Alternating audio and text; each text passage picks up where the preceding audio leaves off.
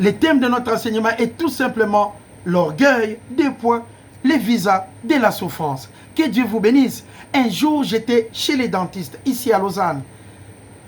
Et à l'époque, quand je me suis rendu là-bas, j'étais accompagné de ma fille Rachel.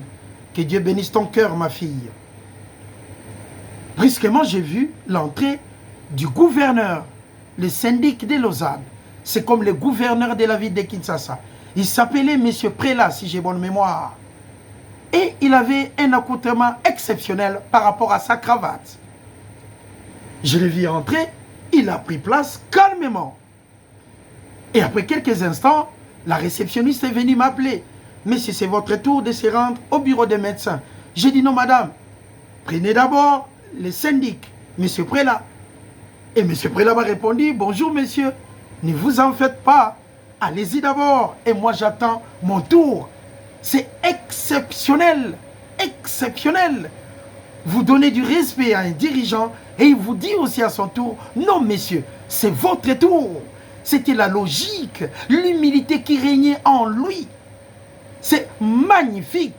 Croyez-moi, mesdames et messieurs, la Suisse, c'est un pays exceptionnel. Des fois, vous êtes dans les trains et vous pouvez croiser un conseiller fédéral dans les trains. Et s'il n'a pas de place, il est là en train d'attendre. Magnifique. C'est incroyable. Et quand vous regardez vous-même, vous dites, mais c'est un conseiller fédéral. C'est comme un ministre de justice, un ministre d'économie dans n'importe quel pays. Mais dans les trains, tranquille. Incroyable. Quand vous voyez ça, vous dites, mais c'est magnifique. C'est un pays exceptionnel. Les thèmes de notre enseignement, l'orgueil, les visas pour accéder à la souffrance. Le livre des 2 rois, chapitre 5. Naaman, chef de l'armée du roi de Syrie, jouissait de la faveur de ces derniers, son maître, et d'une grande considération, car c'était par lui que l'Éternel avait délivré des Syriens. Mais cet homme est vaillant, qui était tellement fort, était lépreux. Souffrait de la lèpre. Naaman, un grand général, mais qui souffrait de la lèpre. Et dans la maison du roi, il y avait aussi une petite qui était venue dans cette même maison. Regardons la suite. L'orgueil, les visas de la souffrance.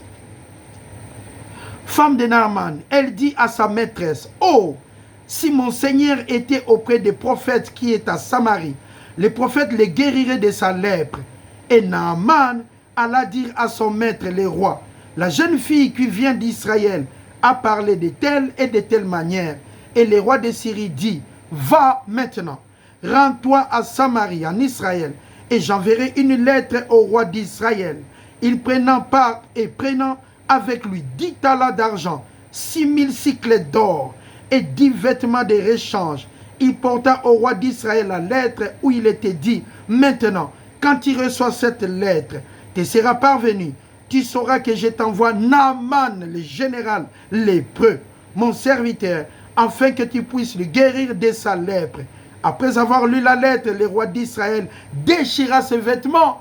Il était tout simplement déçu et perdu dans cette histoire. Il a dit, mais la guerre est déjà finie. Ça va encore recommencer à cause de la lèpre de Naaman. Un général solide comme un roc, mais il était tout simplement lépreux. L'orgueil. L'orgueil précède la chute. L'orgueil nous conduit tout droit dans la pauvreté. L'orgueil pour briser même le mariage. L'orgueil pour devenir chômeur. L'orgueil pour manquer la vie qui était tout simplement entre tes mains. Mais par orgueil, on se retrouve au chômage. Par orgueil, on est loin même de sa propre famille. Par orgueil, on tombe malade pour avoir refusé d'écouter des conseils. L'orgueil, les visas de la misère. L'orgueil, les visas de souffrance. L'orgueil, les visas de l'imbroglio. L'orgueil, les visas qui nous amènent toujours à l'indéfini. Là, on ne comprend plus rien. On est des perdants, mais on ne comprend rien. Pourquoi? Parce que l'orgueil est tout simplement un sentiment exagéré de sa propre valeur. On a une moto, on pense que la route vous appartient. Vous avez une voiture qui part tellement vite. Vous pensez directement que l'autoroute est à vous. C'est incroyable. C'est par orgueil que votre propre voiture peut vous conduire à la mort. C'est par orgueil que votre propre richesse peut vous conduire à la mort. L'humilité précède la gloire. L'humilité, c'est une qualité. Mais l'orgueil, c'est un défaut majeur, incontrôlable dans la vie de tout un chacun. On pense être complètement complet. Et pourtant, vous êtes tout simplement vide, rempli de la haine, rempli de la jalousie, rempli de tout ce qui est mauvais. Mais l'orgueil vous conduit toujours dans les vides, sans arrêt. Vous n'avez même pas de destination. Vous pensez tout simplement que votre beauté va garder votre mariage. Vous pensez tout simplement que la richesse que vous avez, comme les autres, ils n'en ont pas, donc ils n'ont rien.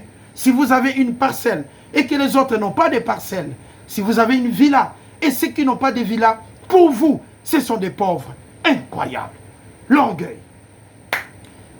L'orgueil, incroyable. Quand vous avez du pain et ceux qui souffrent de la faim en face de vous, vous pensez que ce sont des pauvres. Mais ces gens-là que vous croyez des pauvres, c'est votre point de vue. Ils ont Christ en eux. Ils ont le Seigneur des Seigneurs en eux. Ils ont confessé Jésus-Christ comme étant leur Seigneur et Sauveur. C'est là où les gens vous dépassent. C'est là où on dépasse les orgueilleux. Ils sont sans adresse. Mais nous, nous avons l'adresse de Dieu. Christ en nous, l'espérance de la gloire. Et au retour de Jésus-Christ, nous serons là devant, poitrine bombée, pour dire que Christ en nous, c'était l'espérance de la gloire. Aujourd'hui, peut-être, nous sommes des pauvres parce qu'on n'a pas de voiture. Aujourd'hui, nous sommes des pauvres parce qu'on n'a pas de villa. Incroyable. Les jugements de l'homme, l'orgueil, c'est un sentiment exagéré de sa propre valeur. On pense être au-dessus de tout le monde, mais on est dans l'erreur, tout simplement. C'est le manque de respect et manque de considération vis-à-vis des autres. Naaman, 1er roi et 2e roi, chapitre 5. Lorsqu'Élisée, l'homme de Dieu, a appris que le roi d'Israël avait déchiré ses vêtements et qu'il avait peur, il envoya dire au roi, « Pourquoi as-tu déchiré tes vêtements? Laisse-le venir à moi. Il saura qu'il y a un prophète en Israël. » Naaman vint avec ses portes, avec ses chevaux et son char. Il s'arrêta à la porte de la maison d'Élisée. Et Élisée lui fit dire par un messager, Élisée n'est même pas sorti. Naaman qui était là, le général incontournable, incontournable. Mais Naaman lui a dit, par un messager, il n'est même pas sorti le prophète.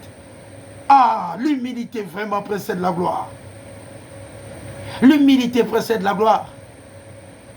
Je me souviens, mon arrivée ici en Suisse, j'étais à B, dans les centres des réfugiés, à B. On s'est réveillé des fois le matin, on n'avait rien, absolument rien. Pas de travail. Les autres, ils étaient découragés et ils partaient. Moi, j'étais là, ma croyance, c'était d'être ici. Les gens se décourageaient. Il y avait des jours où quelqu'un venait nous demander, « Vous pouvez m'aider ?» On partait dans des montagnes pour aider. Et à la fin, on nous donnait qu'à boire. Même 5 francs seulement. Vous, vous devriez avec. Mais par l'humilité, ce sont ces mêmes gens qui nous ont aidés. Un jour, j'étais là. J'ai vu l'assistant venir me demander, est-ce que monsieur, ça vous intéresse de donner les cours à Lausanne? J'ai dit que Dieu soit loué. Il y avait tellement de monde, mais cette dame est venue vers moi, Guy, tu peux donner le cours là-bas, ou soit tu veux faire l'informatique, ou tu veux faire le cours de cuisine et autres. J'ai dit, madame, je vais faire ce qu'il y a. Il m'a dit, alors j'ai de la place pour faire le cours de la cuisine. Et j'ai quitté là-bas. J'ai dit, c'est l'humilité qui précède la gloire. L'orgueil n'amène qu'à la galère. Et je suis parti. J'ai fait le cours de la cuisine. J'ai eu mon diplôme. Et à partir de là, on m'a conduit au Beau Rivage, l'hôtel Beau Rivage. Et c'est là où il y a eu le déclic. J'ai croisé le premier patron des électriciens ici à Lausanne. Et j'ai été dans mon domaine. C'est par l'humilité qui précède la gloire. Et si je me suis dit, et si à l'époque j'ai dit non, je ne peux pas travailler dans la cuisine, j'allais tout perdre. Mais aujourd'hui j'ai un travail. Je peux nourrir ma famille, je peux aider mes enfants grâce à Dieu. C'est l'humilité qui précède la gloire. Mais l'orgueil, 2 points. Un visa pour la souffrance, un visa pour la misère. C'est ça la réalité de la vie. Une personne orgueilleuse ne connaît pas la faute. Une personne orgueilleuse ne peut pas commettre d'erreur dans la vie. Une personne orgueilleuse, dans son cerveau, il n'y a pas le mot pardon. Une personne orgueilleuse, l'humilité est tout simplement loin de lui. Mais la parole de Dieu nous enseigne que Dieu résiste aux orgueilleux. Pourquoi? Parce que ces genres de personnes pensent qu'ils sont des dieux. Magnifique. C'est pour cela que Dieu résiste aux orgueilleux. Et papa fait grâce aux humbles. Bienvenue à la démonstration de la grâce. L'humilité précède la gloire. Nous continuons. Et maintenant, Élisée a envoyé un messager pour dire au roi, au général Naaman, va. Ça, c'est l'instruction de Dieu pour la guérison. Quand vous êtes là, vous cherchez un mariage. Vous devez apprendre que dans le mariage, vous devez être humble, n'est-ce pas? Si l'homme a 10 mètres, la femme aussi 10 mètres. L'homme descend à 8 mètres, la femme aussi à 8 mètres. Là, vous n'allez pas tenir. Ça ne sert à rien de prier. Ça ne sert à rien. Vous avez meilleur temps de prendre votre argent, investir pour d'autres choses, au lieu de perdre votre temps. Que Dieu vous bénisse abondamment. Un malade qui sera à l'hôpital, qui doit être opéré, est-ce qu'il discute avec les médecins? Vous êtes là seulement au lit, vous entendez d'entrer dans la salle d'opération et vous croyez Dieu pour votre guérison. Même si les médecins vous disent bonjour, vous allez répondre toujours bonjour docteur. Pourquoi? Parce que vous avez besoin de la guérison. Mais pourquoi quand nous cherchons le mariage, au moment où le mariage est accompli, on vient directement, on prend comme habit l'orgueil. Et l'orgueil qui est le visa de la souffrance, l'orgueil, le visa de la perte, c'est ça se comporte au mariage. Et pourtant, vous étiez en train de prier tous les jours dans votre vie. Et chez nous, au pays, il y a des montagnes où les femmes s'y rendent pour prier. Dans le but de trouver tout simplement un mari. Et non de comprendre que Jésus-Christ est leur seul Seigneur et Sauveur. Et les jours où le mari se présente, et l'habit que la femme choisit en ville, ça s'appelle tout simplement l'orgueil. Avec 8 boutons, magnifique. Bienvenue à la terre qui tourne autour du soleil. Et bienvenue à la terre qui tourne autour d'elle-même. Magnifique. Dieu est tellement juste. Et maintenant, le prophète envoya à Naaman un messager. Va et dis à Naaman, lave-toi 7 fois dans le Jourdain et ta chair deviendra saine. Et tu seras pur. Tu seras plus un lépreux. Mais Naaman, comme il n'avait pas vu Élisée, comme il a vu tout simplement les messagers, même dans son intelligence, comme il était le général, Naaman pense que, comme il était le général pour sa guérison, il a fallu 10 bougies rouges. Il a fallu 450 bougies jaunes. Il a fallu des chevaux à côté afin que l'opération se passe et qu'Élisée vienne avec sa main pour dire qu'il soit guéri de la lèpre. Mais non, le point de vue de l'homme n'est pas le point de vue de Dieu. Dieu sait quand, où et comment sa parole peut s'accomplir. Magnifique la parole de Dieu. Vous voulez des publicités pour la parole de Dieu. Vous êtes dans l'erreur. Qui a déjà vu la publicité pour les cieux? Mais nous tous on regarde aux cieux, n'est-ce pas? Est-ce qu'il y a des pubs pour regarder aux cieux? Il y a la publicité pour regarder aux cieux. Vous savez si le cieux était YouTube, on allait avoir combien de vues pour les cieux? Des milliards par jour. Parce que quand on se réveille, on sort de la maison, nous regardons les cieux. Tout le monde cherche la météo. Incroyable. Il y a les autres qui ont des soleils. Au même moment, les autres ont la lune. Le soleil se lève et se couche en Russie. Incroyable, n'est-ce pas? Pourquoi on va faire la publicité pour la parole de Dieu? Mais non, c'est hors de question. Ça, c'est de l'or. La science la plus élevée. On n'a pas besoin de la publicité. Parce qu'un être humain, tout être humain connaîtra la grâce de Dieu. On n'a pas besoin de se tracasser pour la parole de Dieu. Cette parole doit être enseignée tout simplement avec joie et simplicité de cœur. Naaman. Naaman maintenant, on l'a dit comme ça, il a attendu. Naaman fut irrité en colère et s'en alla à 10 ans. Voici, je me disais, il sortira vers moi. Il se présentera lui-même. Il invoquera le nom de son Dieu en place et il guérira le lépreux. Il invoquera le nom de son Dieu. C'est que Naaman n'a rien à voir. Mais il voulait être guéri. C'est ça la vie d'un homme. L'orgueil. C'est ça la vie. Quelqu'un qui a faim, on lui présente du pain. Il dit encore, j'aimerais 2 pains. Mais prends d'abord le pain qu'on t'a donné. Prends d'abord ce qu'on t'a donné. L'opportunité qui se présente devant toi dans la vie. Ça ne sert à rien l'orgueil. C'est un visa à la souffrance. Un visa à la perdition. L'orgueil. Quand on se surestime, quand on pense avoir la valeur de 10 milliards. Or en réalité, vous n'êtes même pas à la valeur de 2000 francs. Vous n'êtes même pas à la valeur de 2000 francs suisses. Vous n'avez absolument rien du tout. Mais à l'extérieur, vous démontrez aux gens que vous avez une valeur incroyable. À cause peut-être de votre beauté. À cause de Mercedes que vous roulez avec. À cause d'une moto, je ne sais pas quoi. À cause d'une maison, parce que les autres ne disposent pas de ça. Vous pensez être au-delà. Or, vous êtes vide. Rempli de la haine. Rempli de la jalousie. Vous n'avez qu'un cœur d'insulte. Un cœur de pierre. Vous n'avez jamais un cœur de service. Vous oubliez une chose. L'homme qui a plus de valeur, c'est l'homme qui sert dans le corps de Christ. Le plus grand de tous, c'est celui qui sert dans le corps de Christ et qui enseigne la parole de Dieu. Et il agitera sa main et la place et guérira les lépreux. Le fleuve de Damas, la Banne et les Parpars ne valent pas-ils mieux que tous les eaux d'Israël? Toutes les eaux d'Israël, ne pourrais-je pas m'y laver et devenir comment? Pur. Naaman a dit, il y a quand même des eaux là où je viens. Il y a le fleuve Parpar. C'est plus que le Jourdain. Regardez l'orgueil, même pour sa propre guérison. Regardez l'orgueil. Incroyable. On vous donne un travail, vous êtes en train de circuler en ville pendant 10 ans pour chercher du travail. On vous dit, messieurs, on peut vous offrir un travail. Vous devez être dirigeant et gérant peut-être des entrées et des sorties. Voici votre table pour enregistrer. Et vous répondez au patron, je suis licencié. Je ne peux pas travailler en tant que gérant devant cette porte. Moi, ma place, ça se trouve au bureau. C'est que vous ne comprenez pas la grâce de Dieu. C'est que vous ne comprenez pas l'adresse de Dieu. C'est que vous ne comprenez pas l'amour de Dieu. La parole de Dieu, c'est comme les escaliers. Palier par palier. Vous êtes en train de monter palier par palier. Comprendre le point de vue de Dieu, c'est quand on est humble. L'humilité précède la gloire, mais l'orgueil précède la chute.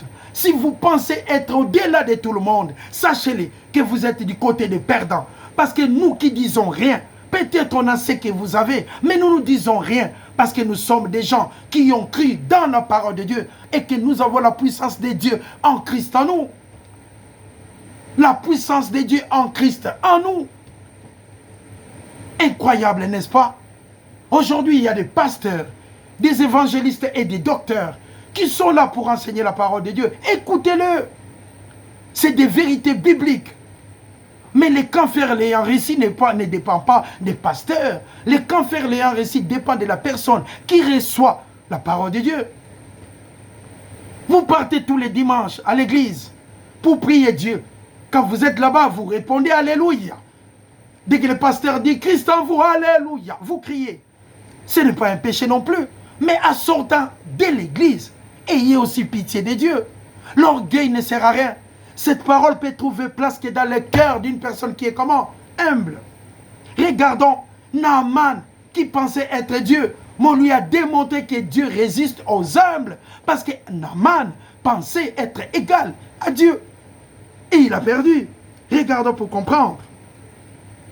Et il s'est retourné et partit avec fureur. Mais ses serviteurs maintenant s'approchèrent de lui pour lui parler. Ils lui dirent, mon père, si le prophète tu demandais quelque chose de difficile, ne l'aurais pas-tu fait? Combien plus donc dois-tu faire ce qu'il t'a dit? Lave-toi tout simplement, Naaman. Lave-toi et tu seras pur. Et alors, après avoir écouté l'exhortation de ses serviteurs, il descendit, selon la parole de l'homme de Dieu, et sa chair redevint pure, comme des jeunes enfants. Et la lèpre est partie. Mon Dieu. Magnifique, la parole de Dieu. C'est vraiment incomparable. C'est la parole de la victoire. La parole incomparable de Dieu. C'est la parole de la victoire. Magnifique. Magnifique cette parole, complètement complète. Absolument complète. Il ne manque de rien pour vivre la réalité. Croyez-moi, mesdames et messieurs, l'orgueil, un défaut majeur. L'orgueil, mesdames et messieurs. Des fois, vous croisez des chômeurs partout dans ce monde qui disent qu'il n'y a pas de travail dans ce pays. Les dirigeants de ce pays ne savent pas comment faire des choses. Et pourtant, il vient d'être licencié à cause des retards. Et pourtant, il avait un travail. Vous regardez dans une église, il n'y a que des femmes qui prient pour les mariages. Mais quand vous vous approchez, vous allez demander, mais madame, vous étiez déjà mariée. Oh non, je viens juste de divorcer. Mais pourquoi? Comme le monde tourne. Moi, je ne sais pas. Je n'ai jamais vu une femme divorcée expliquer aux gens que c'était de ma faute. Que Dieu me pardonne pour que j'aie encore d'autres opportunités. Moi, je n'ai pas encore croisé. En tout cas, je n'ai pas encore eu cette opportunité. Et vous allez voir cette même femme à l'église en train encore de prier, de chercher un homme. Et si voilà, incroyable. Et vous avez encore d'autres femmes dans cette même église. Elles ont passé 6 ans et ne trouvent pas de mari. Mais il y a une d'elles qui ne comprend pas que Dieu est tellement magnifique. Incroyable. Incroyable. On vient de te licencier à cause des retards. Et pourtant, tu avais ton travail entre tes mains. Et comme sur cette terre, on ne peut jamais trouver quelqu'un qui avoue ses erreurs. L'esprit de l'erreur règne tellement qu'on perd tout. Mais que Dieu vous bénisse abondamment. Et nous sommes de la maison de Dieu. Nous sommes dans l'administration de la grâce. L'orgueil loin de nous, c'est l'humilité qui précède la gloire. Bienvenue à la conférence 1 heure pour Dieu, la croyance authentique. Là où nous travaillons avec toute humilité, avec joie et simplicité de cœur. Nous enseignons la parole, soulier ou pas soulier. Mais la parole doit être enseignée bien alignée. On ne travaille pas la parole de Dieu pour attirer des gens à regarder nos enseignements. Mais non, nous parlons tout simplement de la vérité. Et la vérité n'a pas besoin d'avocat. La vérité n'a pas besoin de pub. C'est automatique. La vérité trouve toujours sa place. Parce que Dieu est tellement bon. Dieu est tout simplement magnifique. Continuons cet enseignement pour comprendre. Naaman maintenant retourna vers l'homme de Dieu avec toute sa suite. Lorsqu'il fit arriver, il se présenta devant lui et dit, « Voici, je reconnais par humilité qu'il n'y a point de Dieu sur toute la terre, si ce n'est en Israël. Et maintenant, accepte, je t'ai pris ce que Naaman avait amené. » Et le prophète lui avait dit, « Non, je ne reçois pas. » Regardons maintenant le livre de 1 Corinthiens chapitre 9. L'essor et l'expansion de la parole, selon Paul. Il a tellement travaillé la parole de Dieu. Et Paul n'avait peur de personne. 1 Corinthiens chapitre 9 à partir du verset 19. L'épître de 1 Corinthiens chapitre 9 à partir du verset 19. Car bien que je sois libre à l'égard de tous, je me suis rendu le serviteur de tous, afin de gagner. Donc le plus grand de tous, c'est celui qui sert. Je me suis rendu serviteur de tous, afin de gagner le plus grand nombre de croyants. Avec les Juifs, j'étais juif, afin de gagner des Juifs. Avec ceux qui sont sous la loi, j'étais comme sous la loi, quoique je ne sois pas moi-même sous la loi, afin de gagner ceux qui sont sous la loi.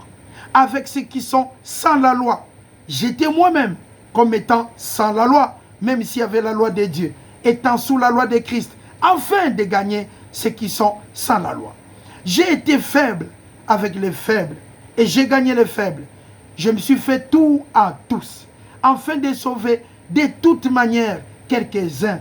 J'ai fait tout à cause de l'évangile, de la parole de Dieu. C'était l'humilité.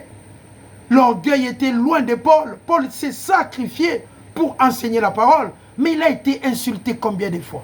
Vous vous imaginez, l'apôtre Paul a été maltraité combien de fois? Vous vous rendez compte? Et vous, un pasteur, un évangéliste, un docteur, vous enseignez la parole de Dieu. Quand vous regardez les gens de votre quartier, vous insultez et vous prenez votre Bible, vous fermez. Mais non, vous êtes tout simplement dans l'erreur. Il y a eu des serviteurs de Dieu qui ont été insultés, malmenés, mais ils n'ont jamais arrêté la parole de Dieu. Toujours poitrine bombée. Et ils marchaient souliers ou pas souliers. Ils enseignaient la parole de Dieu avec joie et simplicité de cœur, parce que cette parole restera toujours incomparable. On n'a pas besoin de diplôme. Nous avons besoin des gens qui doivent comprendre que Jésus-Christ est le Sauveur. Jésus-Christ est le Sauveur. Parce que demain, c'est un autre jour. Que Dieu vous bénisse abondamment. Mesdames et messieurs, si vous avez l'occasion de vous humilier pour gagner de la part de Dieu, n'hésitez pas. Mais croyez-moi, l'orgueil ne vient pas de Dieu. L'orgueil, c'est un autre département qui était géré par les diables.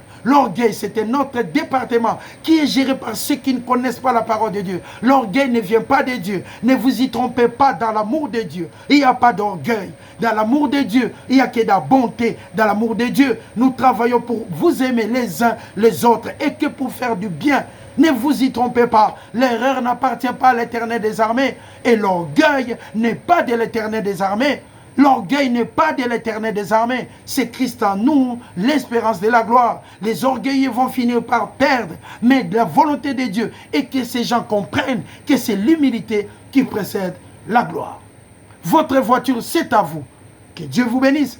Vous avez raison parce que vous avez travaillé. Mais quand cette voiture devient une occasion de chute pour insulter des autres, ça devient de l'orgueil. Votre vie là, c'est à vous. Et votre parcelle, si j'ai bonne mémoire, c'est aussi à vous.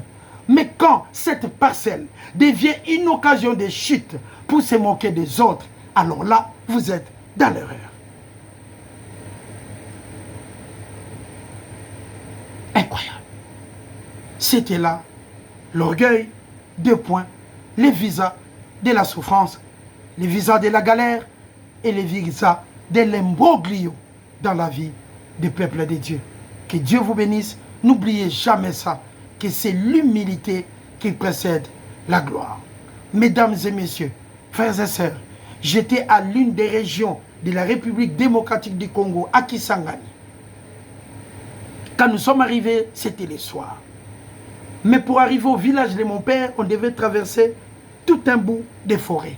Mais avant de traverser, il y avait des instructions. Le matin, ils nous ont dit qu'il faut que chacun achète 5 litres de l'eau à boire. Et il y avait un monsieur qui a dit non, moi je bois trop, je dois avoir 10 litres. Les pygmées qui étaient là nous ont dit c'est 5 litres. Le monsieur a dit non, 10 litres. Les pygmées lui ont dit tes 10 litres vont peser 300 kilos après 1 kilomètre. Et lui, dans son intelligence, il ne comprenait pas que c'est que la forêt équatoriale. Et quand on est entré, il n'y avait qu'à peu près 10 km de traversée. Mais 10 km à pied sur une route asphaltée, ce n'est pas un problème. Mais 10 km, mesdames et messieurs, dans une forêt, c'est une autre histoire. On est entré. On n'avait même pas fait 500 mètres. Les messieurs avaient abandonné le bidon. Il a gardé 5 litres.